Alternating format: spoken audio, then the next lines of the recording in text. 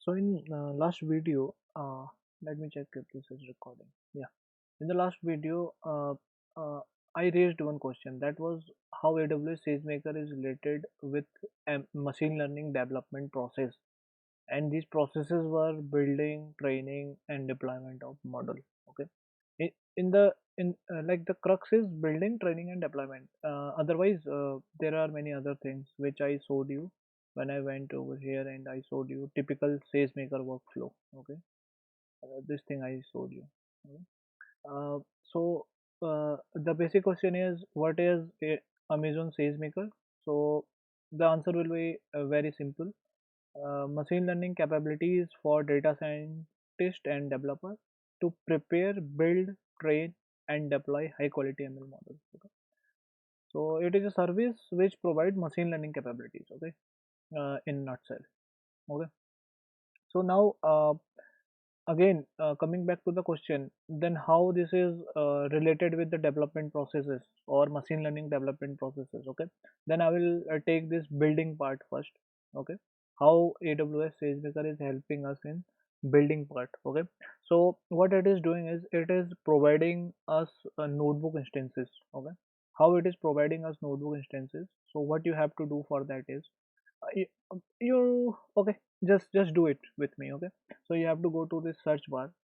If you are inside Amazon SageMaker, that's good, but if you are not, then you have to search for uh, SageMaker. Okay, and again, as always, it will take some time, and then you have to go with this option: build, train, and deploy machine learning models. Okay, then Amazon SageMaker, our aim is to see how it is helping us to build, train, and deploy machine learning models. Okay, so uh, a quick introduction I will give you, and then maybe in the next video I will show you how to set up uh, AWS SageMaker. Okay, so you will if you'll click Amazon SageMaker, you will come over here, and here with the first point which I want to show you, how it is helping us in building process. Okay, in building anything.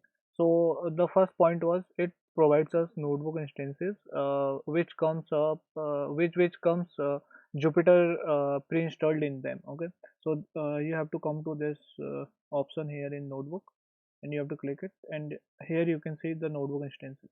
Okay, so I'm talking about this. Okay, in the next video I will show you how to implement it, but for now you have to understand it. So it is providing us notebook instances, and these notebook instances are coming up with maybe pre-installed Jupyter inside them. Okay, so Jupyter is nothing but an development environment. Okay, interactive development environment. Okay, and that too web based. Okay, so when you have to maybe make one what we can say project, so sometime you have to install Jupyter in your local machine. Okay, so here, if you will use Amazon SageMaker, you need not to install Jupyter. You will get pre-installed Jupyter. Okay, inside notebook instances option. Okay, and then as I told you, it have inside this notebook instances, you will get Jupyter, and there you will also get some of the pre-built notebooks. Okay, those will be the pre-built notebook instances. Maybe they will have a plethora of examples based on different scenarios, which can be used. Those notebook instances can be used, which are having plethora of examples in of different scenarios of different problems. Those can be used by maybe newbie who is new to SageMaker. Okay, so that's the point. Then maybe some of the good points which I want to include is uh, you are not wasting your time in installing tools. Okay, your main focus here, if you are using Amazon SageMaker, is on model building, and how you will maybe make this model a good model, or how you will make this model a scalable model. Okay, how you can maybe deploy your model as fast as you can. Okay, and that how the quality of the model can be very high, and how it can be more efficient, how it can be scalable. Okay, that thing you are focusing on rather than focusing on installing tools and everything, because those tools are pre-installed. Okay, then second point is it comes with high performance optimized built-in algorithms. Okay, so there inside these notebooks, SageMaker give you built-in algorithms which the Amazon team have developed, and these algorithms are very much optimized. Their performance is very good, and maybe they are very good for production ready use cases. Okay, so uh, and again, one more point which I want to add is uh, you can uh, use your own algorithm if you require them. Okay, so you can create your own algorithm inside this notebook instances. Okay, so that is possible too.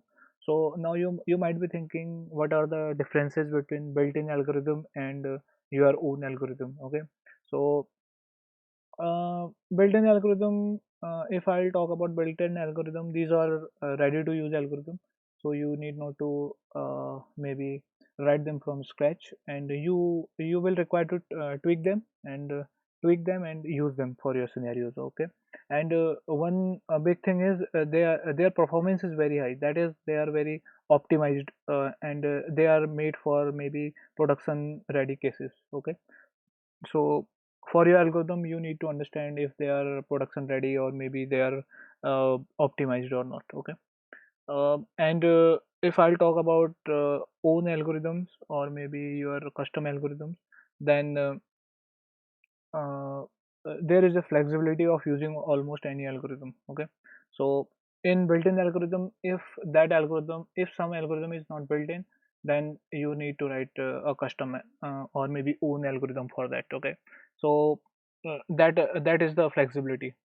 You can write your own. Okay, uh, so how maybe you might be thinking how you can use your own algorithm. So you have to provide your own algorithm as a Docker image. Okay, so now you might be thinking, what is a Docker image? Just ignore it for now. Okay, so we are not getting into the 1,000 feet down uh, these concepts. Just I want to show you, I want to give a gist of it.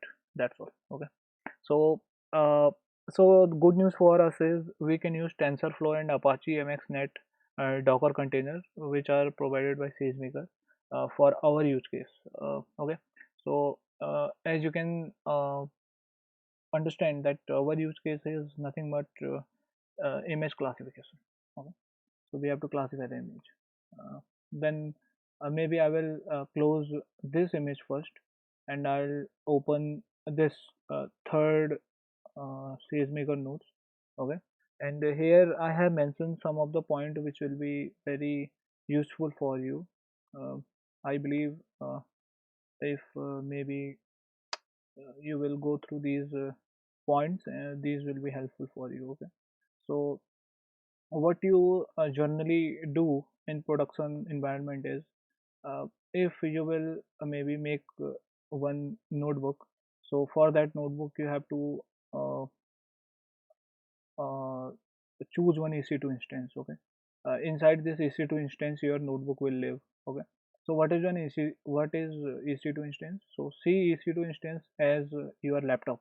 Okay, so you require a laptop inside which your notebook will live, and you need to connect this EC2 instance with one EBS volume. Okay, why EBS volume? Maybe if your work is done for today, you have to close your EC2 instance.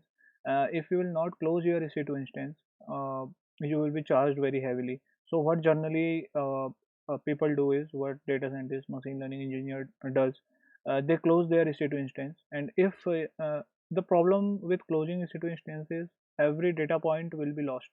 So if you will connect one EBS volume with EC2 instance, those data points will be saved inside this EC2 volume. Okay, sorry, inside this EBS volume. That's the use of it. And for choosing EC2 instance, then again there are some families. TMCPG, these are the families. I will show in the next video. Don't worry. Okay, then there you have to pick the right size, and then again you have to pick the right version. Okay, this thing you have to keep in mind. Then you can use elastic inferences if you want to connect the GPUs to your EC2 instance. Okay, so in building part, what you have to see is what is your use case and what model you are using and what kind of data you are having. Sometimes what will happen is overfitting will happen if your model is too complex and your data is too small. Underfitting can happen, maybe one scenario can be when your data is very big and you are using a very simple model. Okay, so this scenario you have to understand. Okay, so if you will break ever problem of overfitting and underfitting, then you need to understand what type of data you have and what type of model you should use. Okay, so and how to how many maybe ways are there on in which you can frame your problem and you can implement your model. Okay, then there when I said there are different algorithms, built-in algorithms. So for this scenario you need to be very precise which kind of problem you are having and which algorithm you need to apply it on. Okay, otherwise if you will apply maybe thousand of algorithm, you don't know which algorithm to apply, that will cost you. Okay, so for classification, you can use linear learners, XGBoost, KNN, factorization. If you are having a regression problem, you can use linear learner, XGBoost. If you are having clustering problems, then you can use K-means, KNN clusterings. If you are having forecasting problems, you can use deep AR. If you are having anomaly detection problem, you can use random cut forest. This is an unsupervised algorithm. Then you have if you have computer vision problem, then you can use semantic segmentation, object detection, image classification. Okay, so we are into image classification for our problem. Okay, so this is what I want to maybe give more pressure on at this point, because we have to classify image into categories. Either our image is having cancer, either it is reflecting cancer or it is not reflecting cancer. So it is a image classification problem. Okay, in image classification we have to search for some image classification algorithms. Okay, so if you want to reduce the features, then you can use PCAs or object to vec and other kind of maybe algorithms. In topic modeling, you can use latent Drelly allocation, that is LDA and NTM. Okay, so that's the thing. This is how maybe you can uh, use all these built-in algorithms. These are all built-in algorithms. Okay, so this is how I want to like why I am showing you all this, because this this is how SageMaker will help you in your building part. Okay, this is the first part, that is the building part.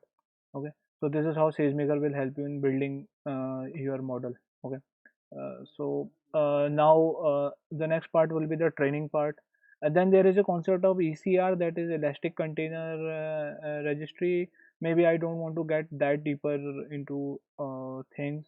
And then there are 5 ways to maybe train the model on SageMaker. But again, what I'm convinced is I will not get much into theoretical aspect.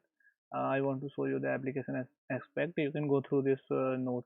Okay, so in training AWS SageMaker, if you are using AWS SageMaker, then in training part you need not to waste time by doing random trial and error tuning for hyperparameters, which we do generally when we do hyperparameter tuning locally.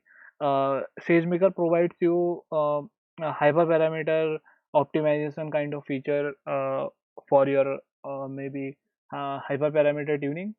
So SageMaker takes care of that. You need not to worry about those trial and errors and finding the best hyperparameter kind of stuff. Okay, and in deployment part, it help us with providing a provision. It basically, what I can say is it help us with provision of endpoint for external application. Okay, so those external application can easily get a prediction from our trained model. Okay, so there is a provision of endpoint. This is what you need to keep in mind when it comes to deployment part. Okay,